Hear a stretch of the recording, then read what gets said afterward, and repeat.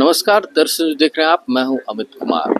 आजकल पूरे देश में बच्चे से लेकर जवान तक इंटरनेट की चपेट में आते जा रहे हैं और इंटरनेट उनके दिमाग पर इस तरह हावी हो रहा है कि वो उसकी बाहर की दुनिया देख नहीं पा रहे हैं।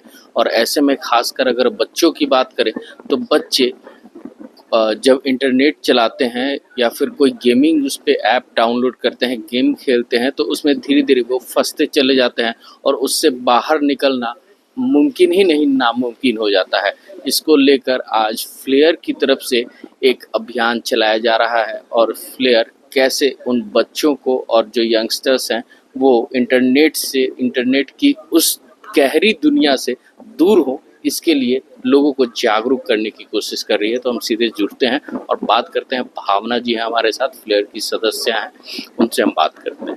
भावना जी नमस्कार। नमस्कार। ये इंटरनेट की जो दुनिया है वो कैसे हावी होती जा रही है, बूढ़े से लेके बच्चों तक, बच्चों से लेके जवान तक? आजकल जैसे आप देखेंगे हमारी छोटी से बड़ी ज़रूरतों के लिए, चाहे वो कम्युनिकेशन हो, चाहे वो एजुकेशन हो, चाहे वो एंटरटेनमेंट हो, हर चीज़ के लिए हम इंटरनेट पे डिपेंडेंट हैं।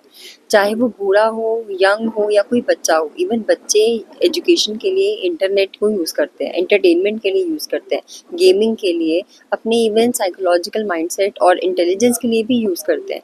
इंटरनेट हमारे लिए बहुत फ़ायदेमंद है, लेकिन जितना ज़्यादा इंटरनेट का यूज़ बढ़ता जा रहा है, उसके साथ-साथ जो उसके पैरल इफ़ेक्ट्स हैं, वो भी बच्चों के ऊपर सबसे ज़्यादा पड़ रहे हैं because of their immaturity and lack of understanding.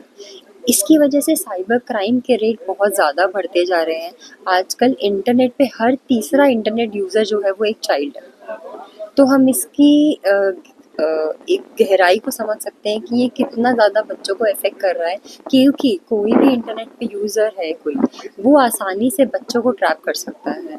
Even जैसे आपने ऑनलाइन गेमिंग का उदाहरण दिया, ऑनलाइन गेमिंग के ऐप्स बच्चे यूज़ करते हैं। कई ऑनलाइन गेमिंग ऐप्स होती हैं जिसमें आपको पेमेंट करना होता है। बच्चे आसानी से अपने पेरेंट्स का एटीएम यूज़ कर लेते हैं या फिर आजकल तो ओटीपी से ही पेमेंट हो जाती है। बच्चों के लिए बहुत आसान है, मोबाइल लिया ही हुआ है, उस पे पेरेंट्स के फ़ोन नंबर एडेड हैं, तुरंत ओटीपी आया और आपका पेमेंट हो गया। इसकी वजह से ऑनलाइन फ्रॉड भी बहुत ज़्यादा बढ़ रहे हैं। बच्चों के ऊपर इतनी ज़्यादा साइकोलॉजिकल और मेंटल डिस्टर्बेंस हो गया है। इंटरनेट एडिक्शन तो एक चीज़ है ही, उसके साथ-साथ cyber bullying, cyber stalking, online grooming, इतने सारे फ्रॉड बच्चों के अगेंस्ट बढ़ते जा रहे हैं और इसकी रिपोर्टिंग भी बहुत कम है, क्योंकि इनमें से बहुत ज़्यादा क्राइम्स तो अभी हमारे इंडियन पिनल कोड में लिस्टेड भी नहीं है। इसकी वजह से ये एक और ही बहुत बड़ी परेशानी है हमारे साथ, क्योंकि एफआईआर तो हो ही नहीं पाती है। क्राइम हो रहे हैं, विक्टिम है, लेकिन कोई पनिशमेंट मिल ही नहीं रही है। जितने भी प्रेडेटर्स हैं या जितने भी क्राइम करने वाले हैं वो सब खुला घूम रहे हैं और ज़्यादा विक्टिम बना रहे हैं, स्पेशली बच्चों को। तो इसीलिए ये हमारा जो प्रोग्राम है जो हम लोग कल करने वाला है, ये स्पेशली इसी को डिस्कस करने के लिए है, ताकि लोगों को पता चले।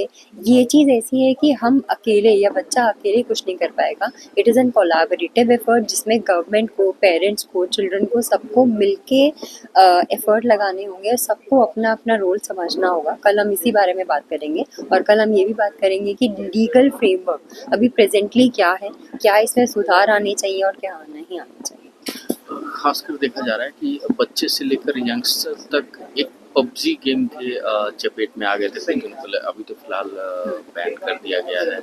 और फिर और ऐसे कई गेमिंग ऐप हैं जिसकी वजह से अब लोगों को आर्थिक नुकसान भी उठाना पड़ रहा है, जान भी जोखिम में डाल के लोग उसको खेलते हैं। उसमें बहुत सारे शर्तें होती हैं जो उसको पूरा करने के लिए लोग कभी छत से कूद जाते हैं, कभी कोई दूसरा हथकंडा अपना लेते हैं। तो ऐसे में कैसे और कौन-कौन सी जगहों पे जाके आप लोगों को अवेयर करेंगी और जागरूक करेंगी? मेजरली हमारा यही रहेगा कि हम चिल्ड्रन को अवेयर करें, पेरेंट्स को अवेयर करें।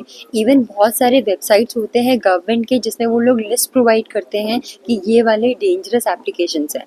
इवन आप खुद भी किसी एप्लीकेशन को रिपोर्ट कर सकते हो, आप भी कर सकते हो, हम भी कर सकते हैं, पेरेंट्स, बच्चे सब कर सकते हैं अगर कोई भी सस्पिशियस एप्लीकेशन है तो। ये भी हम बच्चों को बताएँगे कि कैसे कर सकते हैं, कैसे नहीं कर सकते हैं। कौन-कौन से सेक्टर्स को आप टच करेंगी जहाँ पे आपको बच्चे भी मिल जाएँ, फिर बुजुर्ग भी मिल जाएँ और यंगस्टर्स भी मिल जाएँ?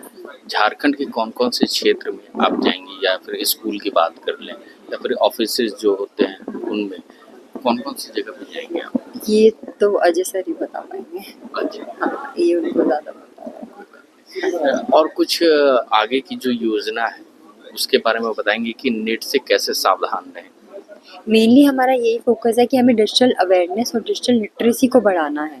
जैसे लिटरेसी एक एजुकेशन, बेसिक एजुकेशन इम्पॉर्टेंट है, वैसे ही आजकल क्योंकि हर चीज़ इंटरनेट पे अवेलेबल है, हम लोग इंटरनेट को यूज़ करते हैं, इसलिए ज़रूरी है कि डिजिटल लिटरेसी को भी हम बढ़ावा दें। वैसे ही हम चाह रहे हैं, चाहे वो फिज़िकल अवेयरनेस के लिए हो, चाहे वो ऑनलाइन स्पेस को यूज़ करके अवेयरनेस फैलाने के लिए हो, हम हर मोड को इस्तेमाल करेंगे ताकि हम ज़्यादा से ज़्यादा बच्चे, ज़्यादा से ज़्यादा पेरेंट्स और टीचर्स के पास पहुँच सकें। बहुत-बहुत शुक्रिया भावना जी। अ, तो आप देख सकते हैं कि कैसे अब जो फेयर्स है वो डिजिटल यानी इंटरनेट की दुनिया में बच्चों को अवेयर करने का काम करेंगी, यंगस्टर्स को अवेयर करने का काम करेंगी। साथ में जो वो बच्चे हैं, उन बच्चों के पेरेंट्स को भी अवेयर करने की काम करेंगी कि जो गेमिंग ऐप है या फिर इस तरह के डिजिटल प्लेटफ़ॉर्म्स हैं, जो ऑनलाइन प्लेटफ़ॉर्म्स हैं, उसको कम से कम यूज़ किया जाए और भारत सरकार के द्वारा जो मान्यता प्राप्त जो ऐप हैं, बस केवल उनका ही यूज़ किया जाए ताकि लोग सेफ रह सकें और जो बच्चे हैं वो भी उनसे दूर रह सकें। ऐसे ही तमाम खबरों के साथ जुड़े रहने के लिए हमारे चैनल को लाइक एंड सब्सक्राइब जरूर करें। अमित कुमार, दर्श न्यूज़, रांची।